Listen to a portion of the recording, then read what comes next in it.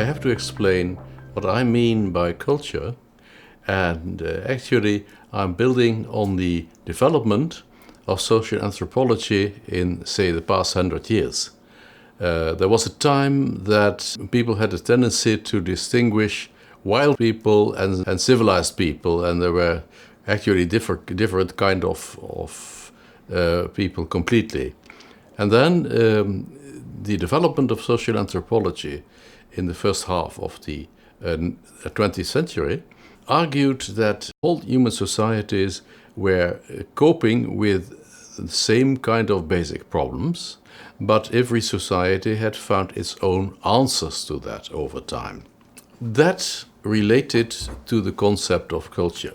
Culture, in this sense, means that it is a way of acting, feeling and thinking shared by most members of a particular society. And that is culture in the anthropological sense.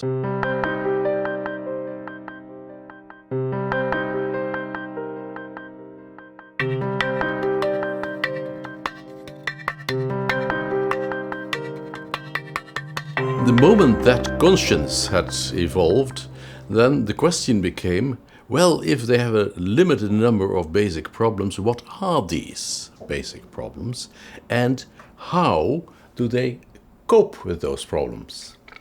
And then in my time, I say the time I started to occupy myself with this, we had the possibility of analyzing these problems with the help of information processing methods, computers actually.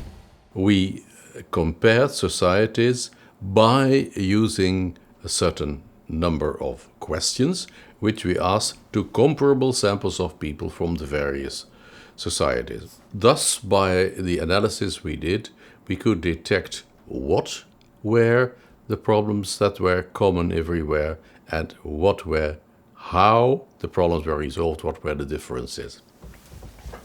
And that we called dimensions of societal cultures. And in my work, there is a list of 6 dimensions now. I started with 4, but over time they have grown to 6, and these are the 6 dimensions. And what are the basic problems? The basic problems are, first of all, how does a society handle inequality? That we call power distance. And if there is a lot of inequality, then we call it large power distance. And if there is little inequality, we call it small power distance. Then the second dimension is to what extent are individuals dependent on the people around them. And if there is relatively little dependence on other people, at least that is what people strive for, we call that individualist societies. And if there is a lot of relationship, a lot of dependence between people who live close together, we call that collectivist societies. The third one is what is the emotional meaning of having been born as a woman or as a man, as a girl or as a boy.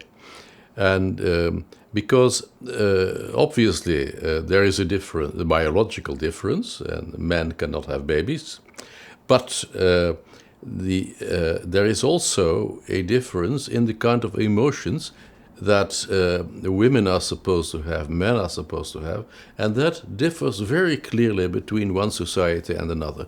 And that has also consequences for behavior and consequences for the social structure of the society. And that I have called masculinity, if there is a lot of difference, and femininity, if there is relatively little difference. And the next problem is how a society deals with the unknown. Obviously, the essence of living is that you never know what will happen tomorrow. You may expect what happened tomorrow, but you never know until it has happened. So there is always the unknown, and now some societies have developed a greater stability, a greater resistance to dealing with the unknown they're relatively easygoing in face of the unknown, and other societies are very tight. They want to know and to control as much as possible what will happen. And I've called that uncertainty avoidance. And if a society is tight, if a society wants to control the unknown, then I call it a strong uncertainty avoiding society. And if it's easygoing, I call it a weak uncertainty avoiding society.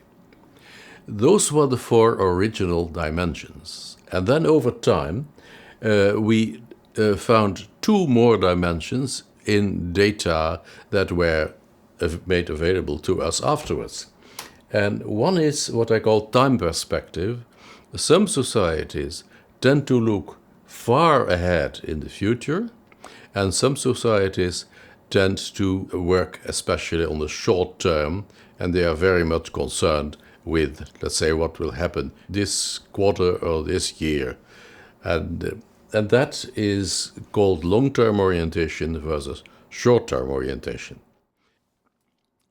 Our last dimension is about how a society, or the people in a society, deal with their natural drives.